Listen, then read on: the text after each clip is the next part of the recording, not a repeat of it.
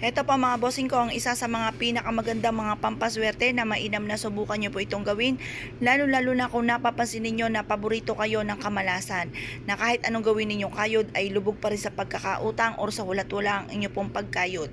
Ngayon pa mga bossing, bukod sa sipag at tiyaga, i-mindset nyo na kayo magtatagumpay. Ayudahan ito ng laging salitay ng mga magaganda. At tumara po kayo sa may silangan na 6:30, alas 7 at ito po'y ibibilad natin hanggang alas 8 ng umaga. Ang mga ganyang oras ay nagdudulot ng swerte at ganoon din po for healing din po yan mga bossing. Ngayon po mga bossing, ibulong nyo sa tatlong materyales na ito mga bossing ang ating asin na isa sa mga pinaka-powerful na pang-attract na swerte at pang-cleansing para mawala ng kamalasan, at ang ating pong barya, hugasan po muna natin ito at ibilad po taya matuyo sa sinag ng araw sa umaga. Ito po isa sa mga pinakamabilis para gumulong ang magandang kapalaran, mabilis gumulong ang magandang kapalaran at mabilis na pag-asenso. Sabayan din natin ito ng napakalinis at puting-puting bulak. Ang bulak ay ginagamit para mas maging magaan ang daloy ng swerte. Ngayon po mga bossing, kung kayo po ay naniniwala sa mga pamamaraan, mag-wish na po kayo na mula sa inyong pong puso.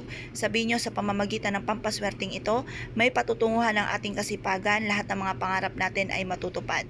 At kung ano man ang pagsubok nyo pinagdadaanan, ay kaagad nyo itong masusolusyonan. Yayaman po tayo, bukod sa sipag at tiyaga at panalangin sa mahal na Panginoon, sa pamamagitan nito iaadya tayo kung saan tayo lagi suswertiin. Mas magiging magaan at dadaloy ng walang humpay ang swerte po sa atin. I-wish nyo na lahat-lahat ng nais po ninyo, at pagtapos na po kayo mag-wish, ito po ay pwede nyo ilagay sa pulang pouch, or kaya ay sa berde, or kaya ay sa dilaw, or kaya gumawa kayo ng unton at ito po ay isiksik sa bulsa, or kaya ilagay sa bulsa, at ganoon din po sa inyo pong pitaka or sa inyo pong bag or sa kaha po ninyo or sa taguan po ng inyo pong pera. Ito po yung makakatulong para makahata kayo ng maraming swerte. Kung kayo po naniniwala sa mga itong pamamaraan at nais nyo po itong gawin, subukan nyo po ito.